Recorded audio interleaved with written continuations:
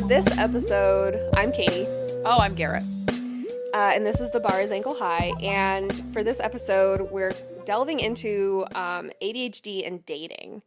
But we will be splicing in my conversation with the host of another podcast called To All the Men I've Tolerated Before, Natalie. And we had that discussion as well because she has ADHD and is very open that her ADHD is undiagnosed. But she's certain that she has it. And so we had this discussion over our experiences with ADHD and relationships and dating and trying to make it work without knowing that you have ADHD and then what it looks like now that you do know you have ADHD. So that'll be in the middle of this episode, some of that conversation, but Garet couldn't be there for that recording. So now we're talking about it now. Yeah, I was the bad luck charm. You were. With that. The first time we were supposed to record it, we had gotten a snowstorm and my power got knocked out. Mm-hmm. And we couldn't remotely record because I didn't have electricity or internet. And then the next time we were supposed to record, my grandmother died. So I said to Katie, I was like, I can't be the reason we cancel again. So she offered to interview on her own, it worked out really well. The interview came out great. I think you guys will enjoy it. A little bit of a change of pace from our normal meanderings. It's just meanderings with somebody else. Yeah. And I think it goes well with earlier that in May we were talking about our experiences with dieting and how heavily that was influenced by the patriarchy, but also, I think the patriarchy has pretty soundly fucked our dating experiences when we were younger, for sure. Yeah. And, And the name of the podcast, too, it actually works very well with the name of our podcast. Yes. So, and that's, the gist of her podcast is, everyday misogyny and, standing up to it and questioning it and, trying to make the world a better place. And those discussions about, hindsight and how that, when you think about, wow, I cannot believe I was willing to put up with whatever the behavior was. Yeah. Which I think to myself routinely. You have a memory come up and you're like, oh my God. Oh, for sure. Oh, I can't believe I was understanding of that or patient with that or. Yeah. It's crazy. Oh, absolutely. And it's the kind of thing where it's now I have the language to describe it, but that weaponized incompetence that I so easily tolerated in past relationships as I dated somebody once who put dish soap in the dishwasher, and thank God that's how you end up as one of those viral YouTube videos because you made your whole kitchen fill with suds. Thank God the dishwasher didn't run for whatever reason. I don't know if he just didn't push the button or pushed the wrong button, whatever. But it was my apartment, and he was like, yeah, I put the dish soap in. And I was like, what? And there was something about the way he said it that caught my ear. And I was like, what do you, you put the tab in? And he was like, no, the dish soap. I filled it up with the dish soap. And I was like, you have a dishwasher, right? And I opened it up and had to scoop it all out and rinse out the little pot holder thing. But I was like, it was the kind of thing where I was like, well, I guess I'm doing fucking dishes now because I can't trust you to not be a full idiot when you have your own dishwasher. And that was the thing that again, looking back, I'm like, no, you use this too. You didn't put Dawn dish soap in your dishwasher. You put Cascade or whatever. Even if it was the powdered form and not the tabs, you can still look at it and know it's not the same thing. Right. There's no reason for you to have thought this at all. And there's no reason that I would have thought to myself, I need to explain. And it's couched in the well, I was trying to do something nice for you. No. And it's you created more work. Yeah. But it's that there's so much of that I tolerated. And I think I tolerated it not necessarily because of ADHD, but it was because I'm aware that I can be misunderstood and that I can misunderstand instructions. Mm-hmm. I think I can have a tendency of being too understanding of other people's mistakes sometimes. Well, and I know I definitely was, in my early 20s, I didn't want to make somebody feel uncomfortable, and I didn't want to put somebody on the spot or make them embarrassed. So I was way more likely to be like understanding and tolerant. Like the other thing that would get me is like people running late. Mm-hmm. Like I remember there was one guy we were supposed to meet. It was like a first date. We were meeting for coffee, and I was there like, I don't know, 10 minutes early. And like had driven from a half hour away, had parked like in downtown where you have to park on the street, and walked to this place and got a table and got myself a cup of coffee and waiting. And he texted me, he's like, oh, I'm going to be a little late. He was like 40 minutes late. And then he shows up, and I'm trying to think if I think I might have paid for his coffee, which, like, not that that's expensive, but if you're going to be show late, up late, yeah, it's shitty. And then, ironically, like, so we went. I think we only had that one date. Shocking. We kind of like talked a little bit after that, but we never got like met up again. And he was moving to England and was going to be living in a hostel for a year. Katie just narrowed her eyes, which was how I reacted when he told me. Yeah, I just got very squinty. And he wanted me to come visit him. So you want me to fly to England? Yeah, come visit me in this hostel where we'll sleep separately because men and women are housed separately in a hostel generally. Come stay with me in my hostel? Like, just... And then... You can have this bunk bed with this, like, Dutch lady and... Yes. These foreign exchange students who Right. are on like a weekend holiday or whatever. Yeah. Hope you don't get bed bugs. Bye. I will say every hostel I've stayed in Europe has been immaculate. Oh, I'm sure like way cleaner than here. But they were through like a tour company, so I'm sure they were vetted. Yeah. Not a hostel that I would be like, well, I'm trying to save money. And then the funny thing was, like, you know, ages go by. We're still clearly both online dating. He had come back from England. Different site. I get a message that's clearly like a form email that he's sending to all of anybody. And I open it, and I'm looking at him, and I'm like, this is the same dude. So I look at his profile, I'm like, yep, same dude. So I wrote him an email like, really? We've met. Yeah. We've literally gone on a date before. And he was like, oh, like... Didn't even realize. No, you definitely didn't remember who I was. The same person you tried to get to travel to another hemisphere. So anyway, yes, things that I've tolerated. It was after my abusive ex, but I was trying to date and was supposed to meet up with somebody at a restaurant in downtown. It was after work, same thing, meet up, sitting there, and like a half hour passes, and I'm like, bud, are you going? Like, what's the plan here? Yeah. And he was from like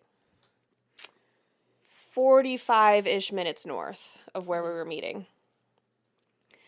And so I was like, what's going on? Right. Like, are you caught in traffic? Right. And he was like, oh, sorry, I totally forgot. Can we do another day? Suck every last D. So that is... Whoo! That is rude. Mm-hmm. So I was like, I hope you get butthole spiders. No, we cannot. So, well, no, unfortunately, I was like, look, like, I get it. Like, stuff comes up and you can forget stuff, but like, we're making this plan now.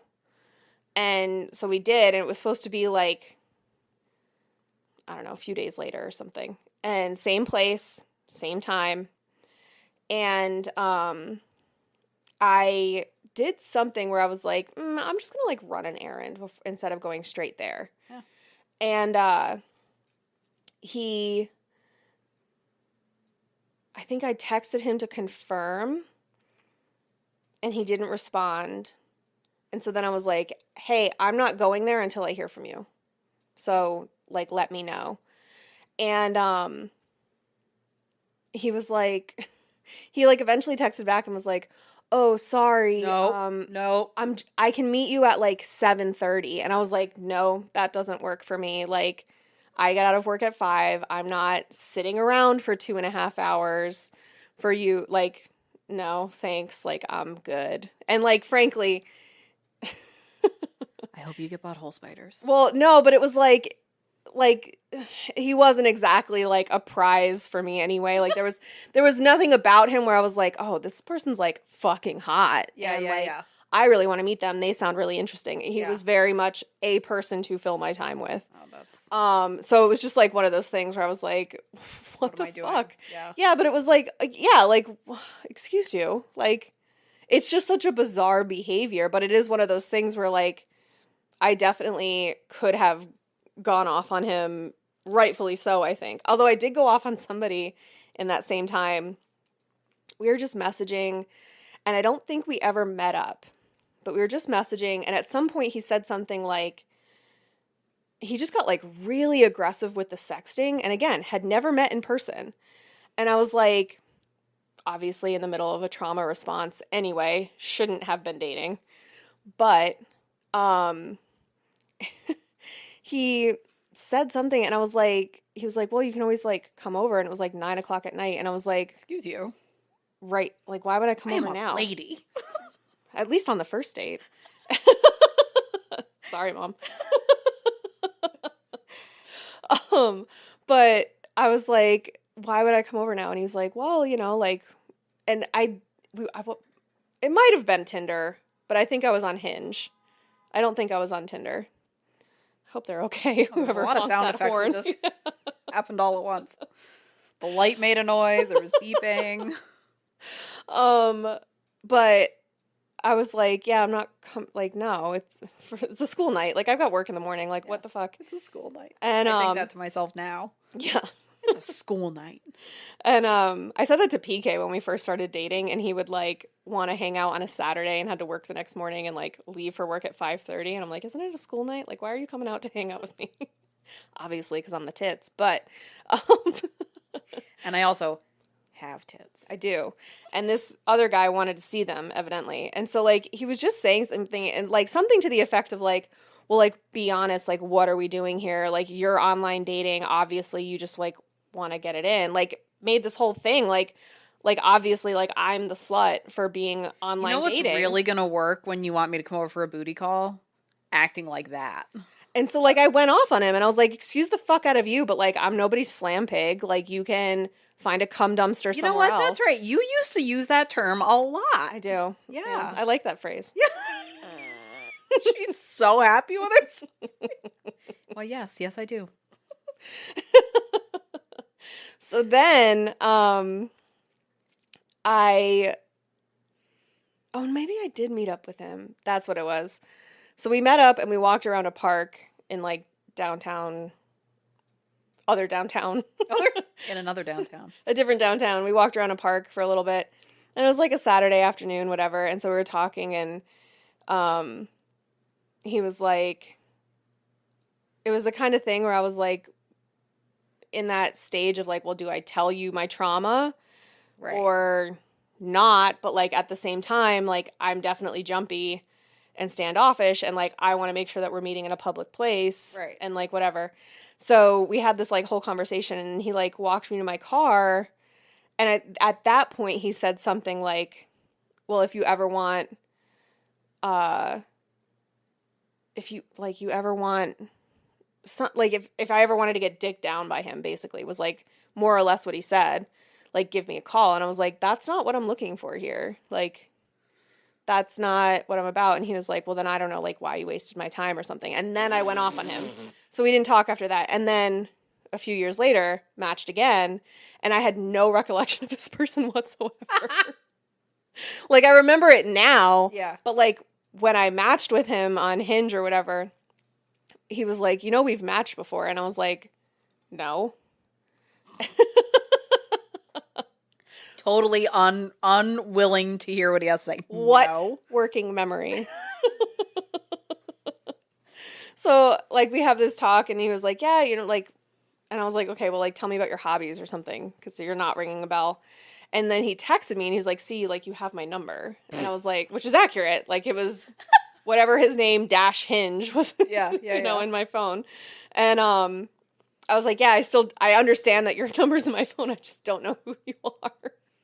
And he was like, well, like, I do this and that. And he, like, listed off some hobbies. And I was like, oh. And he's like, we walked around the park and then you got really mad at me. And then I just rolled later on that night, he said something to the effect of, like, a nightcap. And I was like, oh, now I remember you. Yes. Yeah. No. That's so you really grew still from not what I'm you. doing here. Right. Like, no. Yeah. Yeah. Isn't that ironic that then you wind up, like, in the same conversation, basically? Like, right. Groundhog Day. Yeah. And it is that kind of thing that I think, like, I think especially as women, but especially women with ADHD, you can end up in that cycle where you're like, am I wrong for thinking that I should have XYZ instead? Which is why I think I was so likely to be understanding of things and not push back on things. Not because in my brain I wasn't like, what the fuck? Yeah. But it was 100% that, remember in Gone Girl, she goes on that cool girl rant where she's talking about, like, that almost like pick me, like, that's like tolerant of everything, and I'll hang out, understanding and cool and laid back, and that's always, and it's not that I'm not that way, but I also do have boundaries that I was not utilizing. Like, would to a degree, but not as consistent and as firm as I actually was, like my gut reaction was. Yes, it was very, and I think it's like a different, like, a lot of times in neurodivergent spaces, they talk about masking and unmasking. Totally. But I think also just for women, there's like a level of masking where it's like, yeah, like the pick me girl, like you want to be cute and like. You don't want to be labeled a bitch. No, and it's very like kind of 1950s, like make sure that your hair is done and you look cute and you're not complaining because he doesn't want to hear you complain and da-da-da-da-da, and it's all this stuff. And like we were kind of raised on that. Like we weren't really, but like, I mean, just circumstantially. Go back and watch the original seasons of Hell's Kitchen, and there's some wild takes on women in a professional cooking setting there that like I was unprepared for. But also so it is like pervasive, and I think to that extent there is, at least for us when we grew up, there was this expectation that like, you know, you wait to complain about things in your relationship. You wait until you're sure you're going steady and that you've been together for a while, because if you're constantly complaining, he's not going to want to be around a nag. And rather than it just being like, no, I'm not complaining. I'm telling you that that's not okay with me. Like there's a difference between me being upset that somebody doesn't put a trash bag in the trash bin in the trash bin when I take out the trash. That's a complaint. Yes. But that's not like a thing, like, yeah, like being mad at somebody because they're expecting me to come over and suck their dick on a moment's notice. Right. Is not me being outrageous. Like, right. That's a reasonable thing to be bitchy about. Like, yeah, I am a bitch. Yeah. Like, don't speak to me that way. Yes. And also, like, am I a bitch, or is it just that I don't like that? Right. And I'm clearly communicating things I like and don't like, just like he is, or just like they are, in whatever the situation. So yeah, I think it's just really, I mean, I'm not obviously in a dating atmosphere right now, but I just think back on some of those situations and I'm like, holy shit. Yeah. I was so nice to people when I like shouldn't have been. Absolutely. Yeah. Or, you know, understanding of things that I should not. And I was, I think, really ultimately like pretty good about being consistent. Like I wasn't changing myself for people, but they were definitely getting a lighter version of me. Totally. Than friends or family or like ultimately long-term partners would get. Okay, so we're going to hop into the interview that Katie did with Natalie from the podcast All the Men I've Tolerated Before. Enjoy! I'm accompanied today by our lovely co-host, Natalie, who is the host of a podcast called To All the Men I've Tolerated Before. Thank you so much for joining us. I know we were supposed to do this about 8 weeks ago. 8 weeks ago, there was a blizzard. My sister had a baby. My camera didn't want to work today. It's like, I think, did we leave Aries season today? I just feel like Aries season was like clutching on to my psyche. Oh, that's a good point. I just assumed that Mercury was in Gatorade or something. Always. Mercury's always be trifling. So what is your podcast about for our listeners who don't know? To All the Men I've Tolerated Before is my weekly look at everyday misogyny. It sounds a lot nobler than it started out as, because it literally just started out as, what if I started crafting my comedy bit about my exes now, but put it on the internet so Netflix can find me? Okay. Have they? No. Oh, bummer. The bastard. Let me know when they do, though, because then I'll get my Netflix subscription back. Thank you. Am I allowed to curse? I've done it twice. Yes, we swear quite a bit. On our first episode, when my mom listened to it, she said, Katie, you just curse a lot. My dad just avoids my show because it's about feminism. And he's highly concerned that he's on it because he is a man that I tolerate. Probably not even that well. So, I mean, I know the answer to this, but do you have ADHD? So I am undiagnosed ADHD, but I tell people freely that I am undiagnosed ADHD because at this point I'm pretty convinced that I have it. And what I was basically explained to by my doctor, who I trust, and I've waited years to get like a doctor where I'm like, you listen to me. Isn't that something? Is that because I'm also being treated for depression, to try and treat my ADHD on top of that would just be like a cancel out equation because the pills do different things. So I have been told that the current antidepressant I'm on, which is some sort of knockoff of Wellbutrin. Oh, yeah. Also helps with ADHD. Yeah, that's a really common treatment for it. Yeah. Yeah. So when I will say, because everything is just based on my period at this point, there is like a good week and a half where my antidepressant isn't treating my depression or my ADHD, and I'm just feral. That's a great way to describe it, though. I'm just like living in my Eid. I can't think more than 15 minutes ahead of me, and I just pace my home like a tiger. Yeah. Yeah, that's because of the decreased estrogen in your brain during that period in your cycle. So it makes it hard for your brain to synthesize any of the free dopamine that Wellbutrin is giving you. And believe it or not, the medicine field that is riddled with privileged men never thought to take into account menstruation when they were creating all of our medicines. Well, to be fair, they did consider it, and then they said, that's hard, and walked away That's from silly. the question. They're like, those ladies will deal. They deal with everything else. So when did you first kind of get the idea that you might have ADHD? Basically so we went underneath a quarantine pandemic situation. Have you heard of it? No.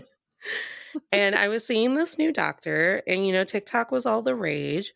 And once my depression started to get under control, then I was talking to my therapist about, okay, well, now that this has kind of like eased, should I bring up to you after 7 years that I have disordered eating, or should we just like ignore that? And she was like, no, we can talk about your disordered eating. So then when it was like I was finally living in a world where I understood my disordered eating, or was trying to, and was using the term disordered eating, then it was, oh, what do you mean that everyone's brain doesn't recalibrate when they walk into a new room? I thought that was witchy stuff because of doorways, but apparently something else is happening. Yes. Good point, though. Nobody has been asking the tough questions. Are we actually witches? I am actually woo-woo witchy woman, but I would like my brain to continue to work as I enter doorways. Yeah, I feel like that is a very unique like kryptonite, if that is the case. Because Like, they're everywhere. Thank goodness my condo is pretty kind of like open concept, so I'm never really truly like entering one room and exiting another because I would get nothing done. I can pretty much see my entire house the entire day. But man, those days where it's like I get into the grocery store and I go, why would I ever be here? And I'm just unprepared. It's wild. I just go home with Oreos. Like, it was Oreos. That's why I came here.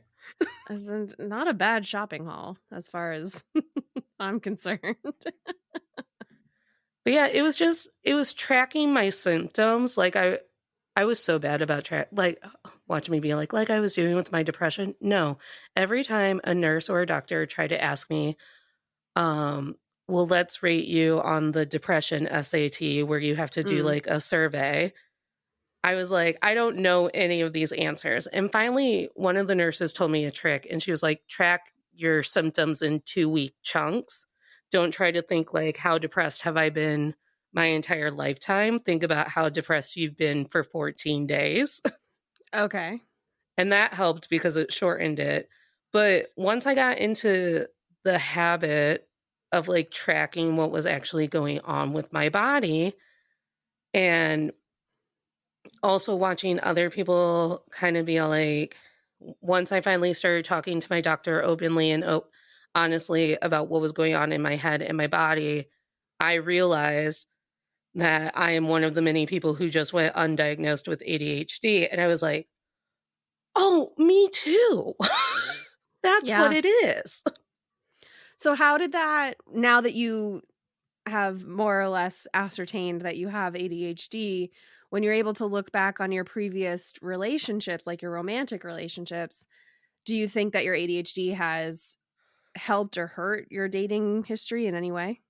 So it's one of those fun things. So I'm undiagnosed ADHD. I'm a Capricorn.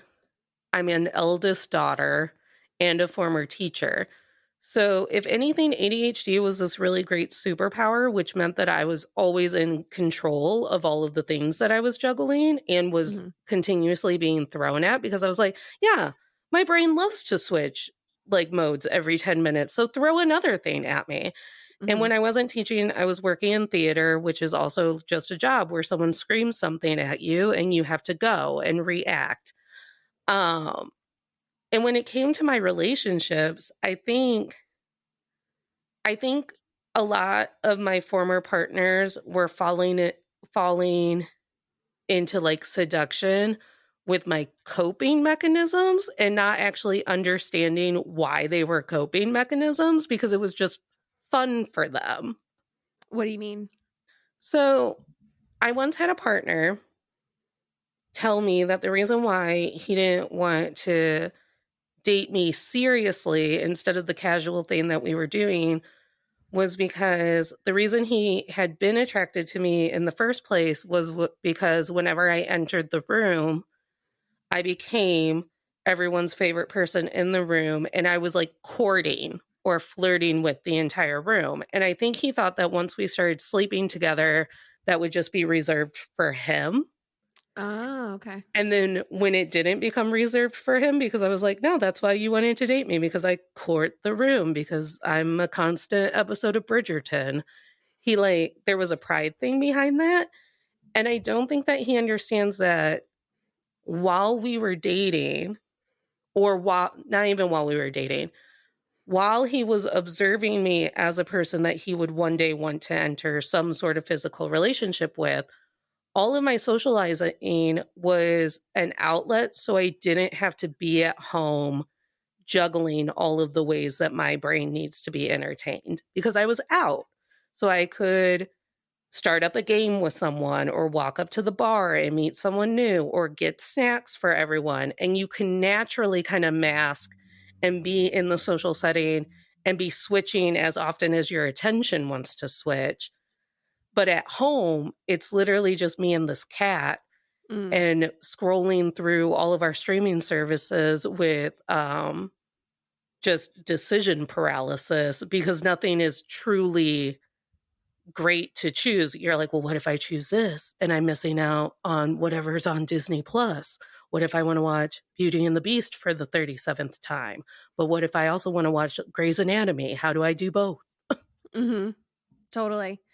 Yeah, no, I think it happened for me, like looking back, the biggest critique I've gotten, or one that's really sticks out to me, is that I always apparently came across as being really pompous. Oh. Which blows my mind because I don't see myself that way at all. In fact, I feel like I didn't really fit in that much in law school because I was very much like, this is fucking stupid. Like, we're all here for the same thing. Like, what? I don't need to impress anybody. And so, but I was told that I was pompous because I didn't date. And I mean, I dated, I don't even know you could call it dating. I hooked up with some people in law school, but otherwise I didn't really date any lawyers and still haven't. And so all the people I was dating weren't in law school, but anytime I had like a really weird random fact about like jellyfish or whales and their migratory patterns or like anything super fucking random, and would just say like, oh, well, actually it's da da da da da da. I remember in particular, one of the guys that I was dating in law school told me like, well, you just make my friends feel, and like you make them feel bad because you're using words that they don't understand. And I was like, then maybe they need to learn some better fucking words. Maybe, have you ever heard of a book? Have you ever tried reading? Reading is essential. Well, and I was like, why? Like, I'm not using. Yeah. Like, I'm aware that I have perhaps a more elevated vocabulary than some, but it's not like his friends were like raised by wolves. Like, they still spoke, and they all went to like a very good high school in this area. Like, it wasn't like they didn't have access to good education. So I was like, at the very least, you all are starting at the same starting point that I had. So I know, referencing like high school curricula, you should not feel left behind. I shouldn't have to explain what To Kill a Mockingbird is about. I'm sorry, I shouldn't. You should have just made them go see Where the Crawdads Sing, because when I left Where the Crawdads Sing, I told everyone, like, I'm glad you all were blown away by this book. It's just To Kill a Mockingbird with a white girl from the South, like from the swamp. That's all it is. I am currently running into that phenomenon where I think a lot of things come into play. I think that due to a very big election that ended up with a volatile toddler in the White House, a lot of people have Obama, I remember. Yeah, Obama. Do you remember Obama? No, I like to call him our most famous Oompa Loompa. Aww. He, I think that a lot of people are now just scared of taking new information. So now all of a sudden it's like, I'm running into this a lot with people who aren't as secure in their identity as I am, where I'm not combating you or arguing with you or even like judging you. I'm just saying that, you know, there was a new documentary that came out about the pyramids, and the way that the pyramids were built may have been incorrect, what we were taught in elementary school. And we've gotten into this like volatile area where like once you tell someone that like one thing that they knew in the third grade was wrong, they're willing to just like spiral and be like, is my dad a liar? And it's like, probably, but he probably didn't mean to. Right. Like, was he lying about like who your mom is, or was he just lying about like something that he thought was true? Right. And like, you know, it's the kind of thing, I mean, fuck, in the 70s, they thought that sugar made you have ADHD because it made you hyper. So like like shit changes. And honestly, So, isn't the science now that we crave sugar because we're trying to regulate what's going on chemically with us and ADHD? just carbs in general, because it Yeah. gives your brain a dopamine spike. And since our brains don't produce, or at least if we do produce it, we're not absorbing it at the right amounts, then by giving ourselves a dopamine hit with something sugary, then we're giving ourselves enough dopamine to like get back to that normal level. And then also you have the issue of like you mentioned, disordered eating. When you have these periods of restriction, then you end up thinking like, okay, well, if I can only have this sugar this time and I've already quote unquote been bad and have to like, then my day is shot. So I might as well have as much sugar as possible. You've restricted yourself into the point where you're getting an even bigger dopamine hit from the restricted item, whether it be pizza or whatever. But yeah, like the reason your brain needs carbs is because it gives you fast energy, and part of that fast energy comes from dopamine. Mm-hmm. So yeah, that's it's so fucked.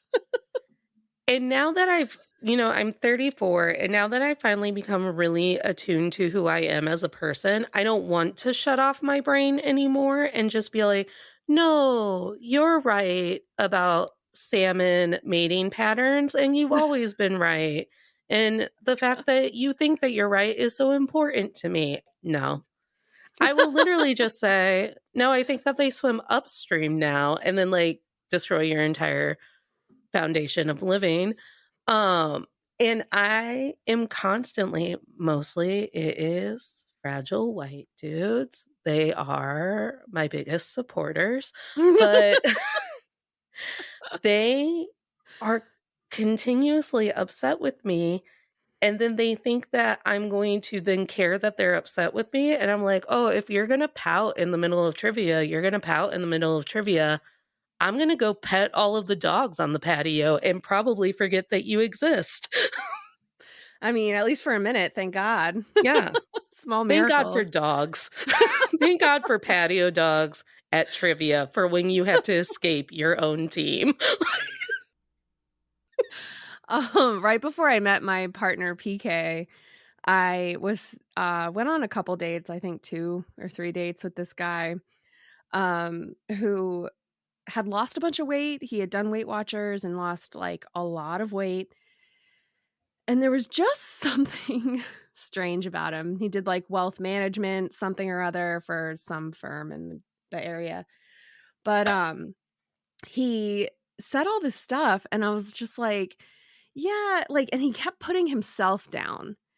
And I was like, man, I don't know what to tell you, but like, I'm not here to be like, I think you need a therapist. Yeah. Like, period. Like, it's not normal to speak about yourself that way. And I'm certainly not qualified to walk you through it. And he was like, no, you're right. I'm just a piece of shit. And like would go back into it. And it was the kind of thing where I was like, about 5 years ago now, I was in a violently abusive relationship. And had I not gone through that and done the work that I needed to do after that relationship ended, I think I would have been more inclined to tolerate this man's bullshit and baby him kind of into feeling better about himself. And I think he was probably used to that from other women. And I was like, so finally I just said to him like, hey man, I think that we're just at different points in our lives. Like I just don't think that we're in the right spot. And he was like, well, I don't understand. I told, blah, blah, blah. And I was like, look, that's all there is to it. That's the explanation. We're not in the same space. End of story. And I'm not shitting you, Natalie. He went off the handle. I've never had somebody do this before. Fuck you. You and your friends are making fun of me all the time. You're such a piece of shit. You make me feel like garbage and you want me to feel bad because you're the one that did that to me. And da-da-da-da-da. And I was like, what the fuck are you talking about? Yeah. But I didn't respond. I just sent the screenshots to my friends. Oh yeah, for Dateline. Yeah. And so I was just like, what the fuck? And so I just didn't respond, like whatever. It was still super entertaining because he was like spiraling, and thank God he didn't know where I lived. But it was also that thing where he, like, the next morning he was like, good morning, like nothing had happened. It was, I'm not kidding you, deranged. It was nuts. And so then, like, I didn't respond, and like 2 hours later he's like, oh, so I guess you're just not talking to me anymore. And again, didn't respond. And this went on for like 3 days. Like, he would check in like after work and then say goodnight. And then in the morning he'd text me again. And then finally he was like, well, fuck you. I've never done anything to you. I've always been nice. And so I sent that screenshot to my friend, and she sent it back to me with everything he had said circled. And so I sent that screenshot with all the circles back to him. And he was like, well, that's just because you made me say that. Oh, okay. But it was such a thing where I was like, oh my God, it never would have gotten to this point because I never would have kind of like stood up for myself and by disengaging from that behavior. But I was at least able to know myself. And at that point, I hadn't been diagnosed with ADHD. So it was just one of those things where I was like, I don't want to deal with this, like, regardless. So... No, I am continuously telling women in my social field, in my life, people that I love and enjoy, that it's the quiet, whiny ones that you have to watch out for. I feel like Moonstruck, that movie with like Cher and Nicolas Cage, made us believe that every abusive relationship we would be in would just be like punching out walls and screaming Stella and like shaking you up against a door or something. But on the opposite end of that abuse spectrum are these like really insecure partners where it's like you were funnier or you were smarter or you looked better or you felt better about yourself or something that day, and you just watch them curl into this like silent, seething, resentful moment. And I'm like, no, I just like pointed out, I was like, do you see him? Your partner? He's literally listing all of the reasons in his head that you shouldn't be on the planet because you make him feel bad. Like, that's what's happening right now. And then it's eventually like slamming their glass on the table and being like, I don't understand why you guys are always making fun of me. We're not making fun of you. I literally don't want to end up on Dateline. I have my outfit picked out, but I don't want to go. Yeah, totally. And it's the kind of thing where it's like, man, well, and this guy in particular, there, like, I swear to God, he was what's his face from American Psycho. He like at one point, because we're just getting to know each other, but like it was very bizarre because I was like, I didn't do this for you, man. But he sent me pictures from like inside his apartment, like almost showing off. But it was, I was like, I didn't send you pictures of inside my apartment, but it looked sterile. It looked like one of those kind of like extended stay or something, like those corporate rentals. And I was like, there's nothing in this apartment that says, this is my personality, this is my style, I live here as a human. Like, I don't just like plug myself into my charger at the end of the night and reboot for tomorrow. It was so bizarre and so, just sterile that I was like, there's something, like, assuming even that he didn't have some sort of psychosis that he was dealing with, personality wise, we would not have jived. My place is a mess, as you can see. I'm also in the middle of moving. Oh wait, but I'm in my art loft. So yeah, it's a disaster in here right now. But like, that's just who I am because I have ADHD. I'm really bad at cleaning up. I've got terrible executive function. But my dad is visiting this weekend, and yesterday my sister called and she's like, so are you ready for dad to be there? And I go, I've been very focused on making my house look okay so we don't have like a Britney Spears situation and he tries to legally get a conservatorship on me, because I will look at him and be like, no, this is how I live and it's fine. Totally. I know. And he'll be like, this isn't how people live. I mean, it's how some of us live. It's how some of us live. I have tried to explain to my father and my sister and anyone who will listen about partner privilege, but also like masking neurotypical privilege, because I don't believe that like anyone in my family is 100% neurotypical, but they can play the game. Yeah. And they've like really trained themselves to like play the like this is how people live game. And I've tried to explain it, and it happened when I left my last job because it was like a mental and emotional torture to me. And I told my dad, and I was like, before the pandemic, I would have never have given myself the opportunity to say no to like consistent money and security. But it's truly a disservice to me that because for 10 years I've always lived on my own and unpartnered and done it my way, that I don't have any of these like safety potholes to fall back on. So when you come to my house and you want to make fun of like what I've let go and what I've kept up with, it's like, well, I don't have any. Penelope, my cat, doesn't do any chores. Yeah, my cats are really bad at it. I tried to tell them to Yeah. help, but they refuse. I mean, so they're both asleep on my bed right now. They're Yeah. And useless. everyone in my family is partnered. And I was like, you guys don't understand like what it's like to have a bad day Yeah. or a bad holiday season. There are things in my house and my body that have not recovered from holiday depression. And I just find them like, oh, that never recovered. I guess we'll just do something with this now. Totally. PK and I are moving in together in a few weeks. And that's one of the things that we've talked about is just how nice it'll be to have somebody, because he also has ADHD, but how nice it'll be to have somebody to live with so that we can say, okay, on Saturday at 10 a.m., we're setting a timer and cleaning this fucking house. Yeah. And just having somebody to hold you to it, and like being able to trade off cooking and like nights cooking and who's making the leftovers and little things where it's like, God, to just be the one person who's responsible for cleaning the bathroom and the kitchen and the litter box. Like, fuck me. Yeah. Ugh, it's for the birds. And people like to be like, you don't have goals?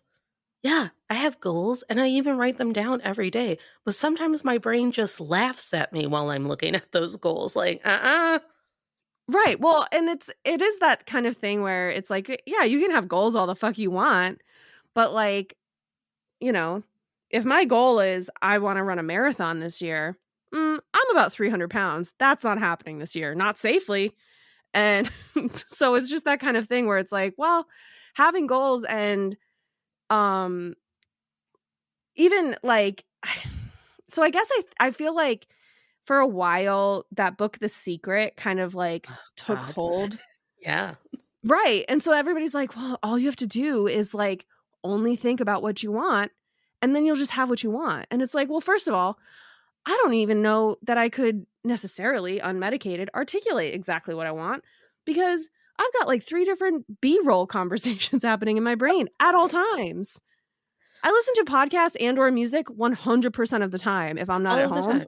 Why would I ever be alone with my thoughts? It's not great there. Oh. It's not great there. Right. Like I'm researching and like doing legal research and briefing an entire memo or doing all of my line of questioning for a hearing while listening to a true crime podcast or like listening to any number of things. And yet it's as if that podcast never happened. I don't hear it, but it's just like something to drown out the rest of the voices so that I can just focus. And that's with meds on board. Like it has been the fact that I was an attorney for 8 years before getting diagnosed just blows my mind. Like, no wonder I was so frustrated with every job I had and feeling like I couldn't accomplish anything. No wonder I wasn't. The Secret and the like, and I do believe in like, I mean, I just said yesterday that I was looking at my vision board and I was realizing that a majority of it had already come true without my knowing. But you know, good on me. Hold on. Here's my vision board for the podcast. Are you getting a puppy? No, I want a golden retriever. That would be my dream pet. But my boyfriend has a dog, so I guess technically I'm inheriting one. Yeah. He has a dog and a cat. But oh, he sounds like the best. He is. He's like a golden retriever if a golden retriever were a human. But I have this one, and then I have another one on my dresser, and I was looking at the one on my dresser the other day because usually it's covered by my mismatched socks that don't have partners. And I was looking at it, and I was like, I have a picture of Chip and Joanna Gaines on it, and like a little house with some flowers and a garden, and like a weight goal, yeah, and like a financial goal is on there, but like a dog and a cat and all this other stuff. And I was like, in 3 weeks, like I'm gonna have almost everything on that fucking vision board. And so it was just like one of those things where I was like you just said, like you can look at it and be like, holy shit, like this stuff is happening, and I didn't even realize it. And like even with this one for the podcast, like we have like a semi-professional recording studio in Garet's place. Oh my goodness. You know, like little things, like I have this quote here, like happier at home and ready or not, ride the wave. And like especially having like a business partner to do it with has been like we've had a little bit of like adjusting and learning how each other works and how we like to work. But yeah, like it's just one of those things where I was like looking at it and I was like, we're gonna get those download numbers now, right? Like that's the last thing on there that we haven't gotten. Mine fell on the floor, so it's kind of in an arm's reach. Okay. So mine's a giant poster. That's big. Yeah, because I can't do anything small. I can't. Yeah, that's like what I did a book report on back in the day. So my whole thing was during my holiday depression spell, it was a horrible holiday season for me. I will just be very honest with that. All I wanted to do was to feel better about my body, not even have like really a goal set in mind, but just like remember when you were doing yoga every day and you actually had a relationship with your body? Well, I've been doing 20-ish minutes of like dance aerobics cardio every day to train for the Eras tour and how long my body is going to have to sustain moving for it. And standing. Also a great idea though, like good thinking ahead. Because I've watched so many TikToks where people are like, your feet aren't ready, your thighs aren't ready, you have to drink water, you're in your 30s. And I'm like, I'll start drinking water again. But then there's like a script, because I had this notion of turning To All the Men I've Tolerated Before into a television show. And then I wrote like half a script and I was like, this is hard. Yeah, it is.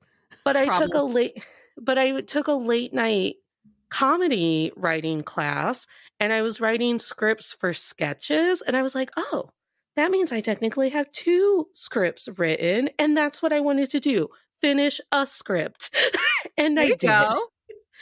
And it was just like, I need a better community surrounding me and all of these things. But the big one was, I'm a big D&D Dungeons and Dragons nerd. So I watched the Critical Role streamers, and they announced yesterday that they were coming to the gaming convention that my dad takes us to every year. And I was like, their stickers are on my vision board because I said this will be the year that I woo the Critical Role people and I make them fall in love with me and give me a job.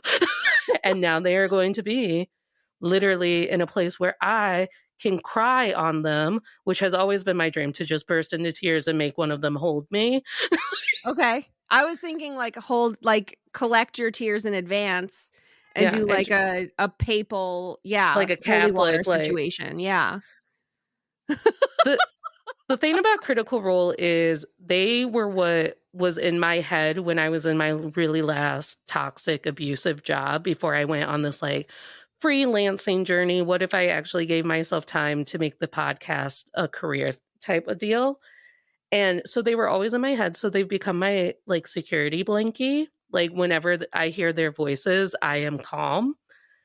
And last year I ran into one of their guest stars and we were talking about his stint on the show at this convention I was at.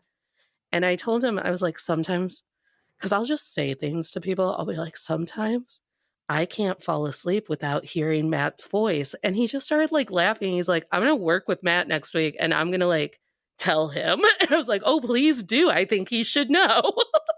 Yeah, here's my card. Please call me later. Card. Let me know. Actually, FaceTime when you tell him, please. FaceTime when you tell Matt. So The opportunity, because I have made this joke all the time, like, should I ever have to run into a Critical Role cast member, I will just burst into tears and they will have to hold me. Because they're when you run into your security blanket, like, that's a very big emotional, and they have no idea that they are my security blanket. I mean, at this point, they might know. They might know. I have You could send this episode to them. I did an episode, it's called You're Not Too Geeky to Gatekeep, about how the women of Critical Role cast members, the female cast members, are treated within the fan club. Oh. And how, like, they're mean. The women are mean, or the fan club is mean? The fans are mean to the women and how the women play. And it's a whole thing that happens in Dungeons and Dragons where girls never play right and they ruin it because we don't want to be, like, harassed. Eat a whole dick. As I lick the rim of my champagne bottle. I'm reading this book called Manhunt, and it's about the apocalypse has turned testosterone into, like, poison that makes you, like, feral and, like, eat people and whatnot. And it's about trans women hunting these feral, like, zombie men that the testosterone has, like, turned in their body.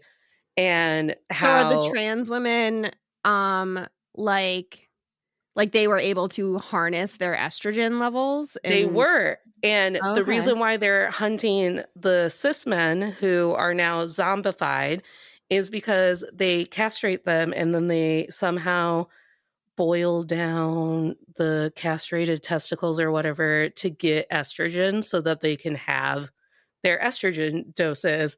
And it's like, it's a brutal book. It's a fascinating book. It's also horny as fuck. Like, you'll just be reading and you'll be like, we castrated 50 men today and it was hard. And one of the zombies tried to eat me. And then I had to eat a mouse or something, like, just horrific apocalypse Walking Dead shit. And then all of a sudden be like, and then I got home and I looked at one of my friends and I was like, you want to bang, right? And we banged. And I was like, why are we always banging? Who has the energy? You wrote this book? No, I didn't write this book. I'm reading it. Oh, okay. I'm reading I was like, it. why are you so surprised by what you put in this fucking book? No, I'm reading it for, like, as a favor to a book club friend because we didn't like the book club pick. So I was like, I'll read that because you wanted to talk to someone about it. Oh, okay. Fair. That sounds like that Omega-verse stuff. Yes. I tried to pitch it to my book club and I just, like, held it up and I was like, it's horny, but the apocalypse. And they just looked at me and I was like, also, fuck TERFs. They're also in this book. Boo. And no one took my pitch. And I was like, I don't understand. I got kicked out of a book club because it was like our third month in a row reading a celebrity memoir kind of book. Mm-hmm. And I didn't wanna, because, like, 3 months in a row of that is a lot. And the book we read before that 3-month stint was, I think they just made it into a Netflix movie.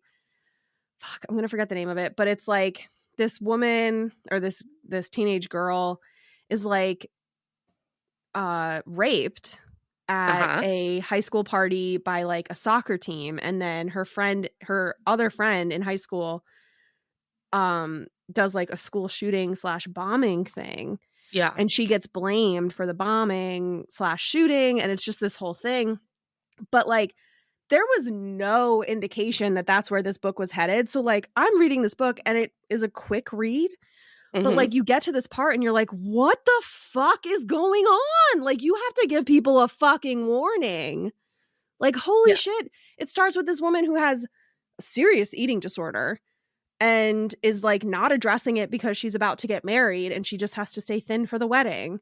And it cuts to this, like, flashback and it's fucking horrifying. And so then we had these 3 months of celebrity memoirs and I didn't read it. And the woman who organized the book club, who I went to high school with, told me that I was no longer invited to the book club if I wasn't going to take it seriously. And I was like, yeah, I'm really just coming for the wine. So, like, I don't care. No, that's rude as hell. At my book club, shout out to Yellow Cab Book Club.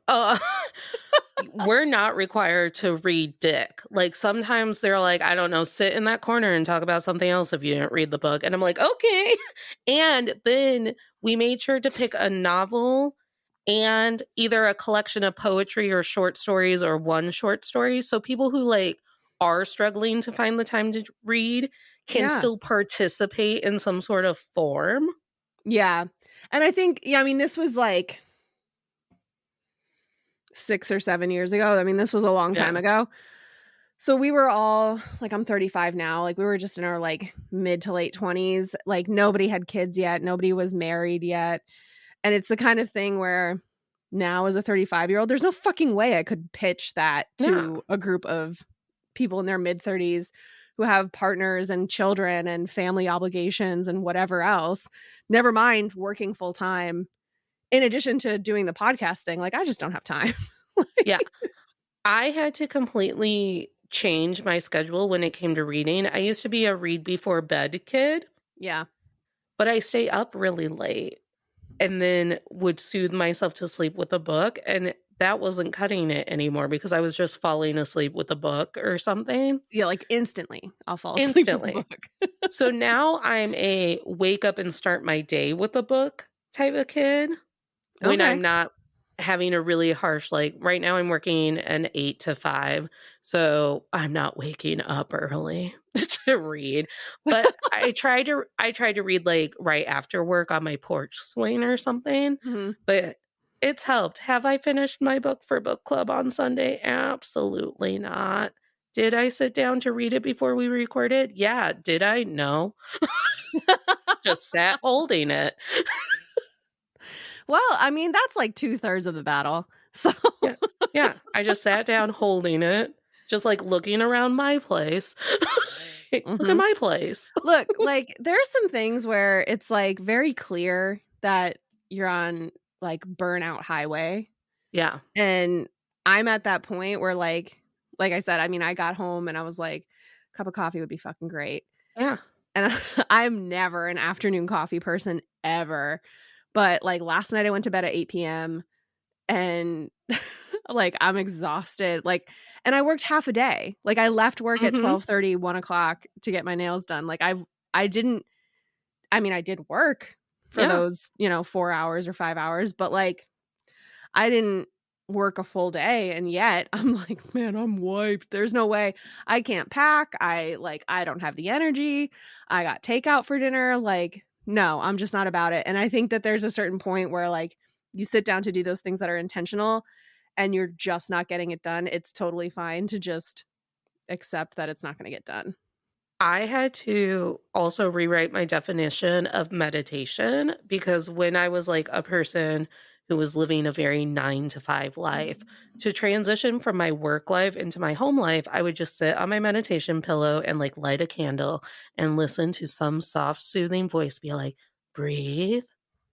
Have you ever looked at a tree? Now you are the tree. And then I like fell off of that because I love to like dedicate my entire personality to something and then one day go, I hate it. That's the ADHD. I grow resentful and I'm like, how dare this thing that I used to be enjoying actually be my coping mechanism? I hate it. Yeah. So then I started to, because it's written on my daily goal list to like medicate. It is also written on my daily. Also do that daily. Yeah. Yeah. If you're prescribed like I do scratch out like, yes, I took my meds, but to meditate. And because it was like changing my mindset and I could feel like the stress chemistry doing all of the things that meditation is supposed to do. But then I had to be like, napping is also meditation because you get rest out of napping. Yeah. Sitting outside on your porch swing and just rocking back and forth, breathing, meditating, masturbating, meditation. Witches will tell you that sexy stuff still gets to be magic. And dopamine comes from masturbating. And dopamine. And dopamine. It won't just cure your headache. It'll cure whatever ails you. A headache. In heavy quotes.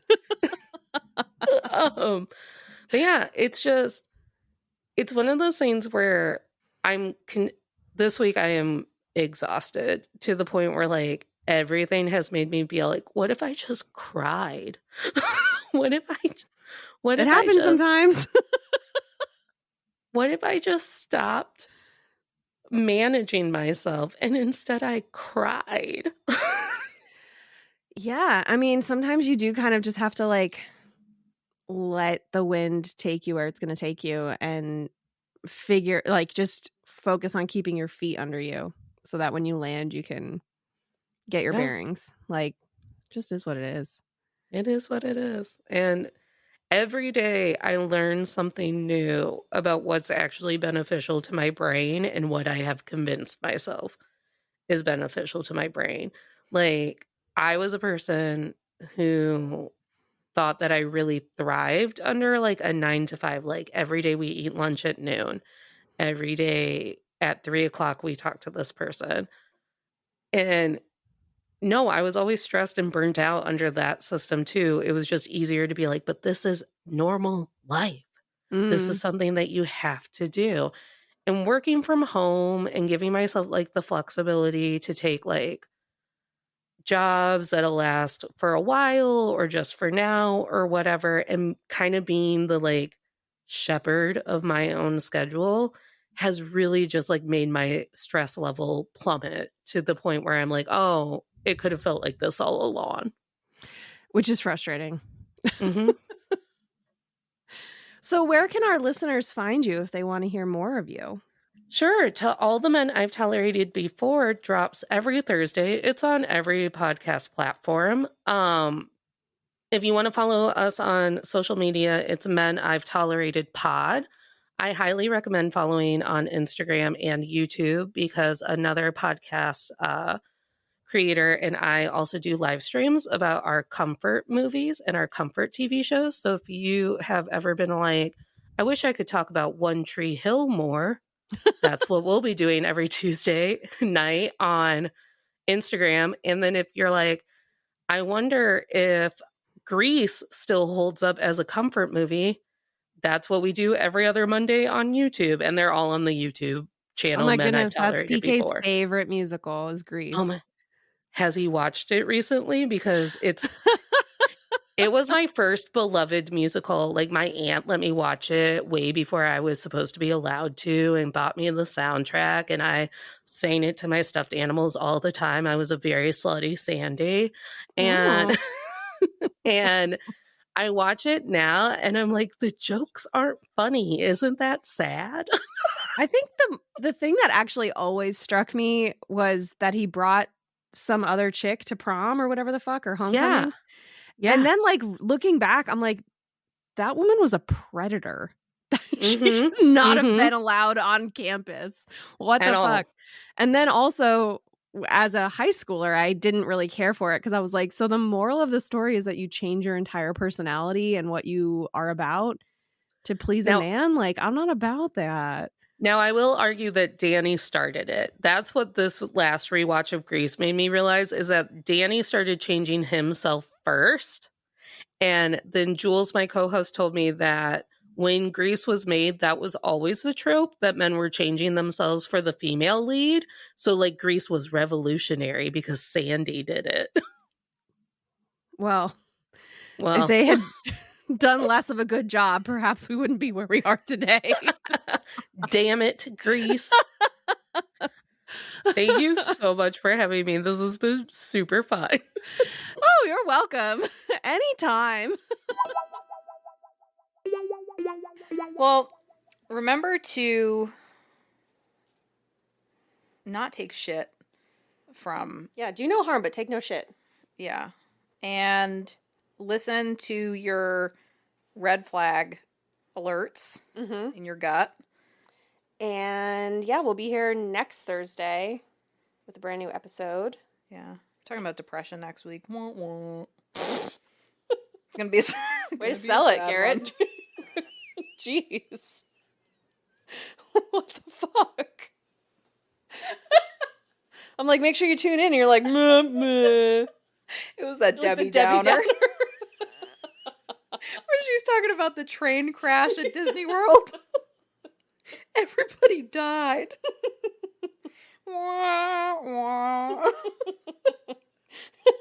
That is what that was. Sorry. Tune in next week for another fun episode. Yeah, in the meantime, you can join our Patreon at patreon.com/thebarsankle-high. We have toe rings who get monthly horoscopes on the first of every month. Very real, very legit horoscopes. Yeah, that I completely make up myself each month. Mm-hmm. And anklets get the horoscopes plus bi-weekly Dysfunction Junction episodes. And Limbo Champions get all of that, plus they get added to our close friends list on Instagram, which is pretty clutch. You get to see Garet working with her pregnancy pillow. If you want some merch, we have Ankle High merch at bit.ly/anklehighmerch. Billy.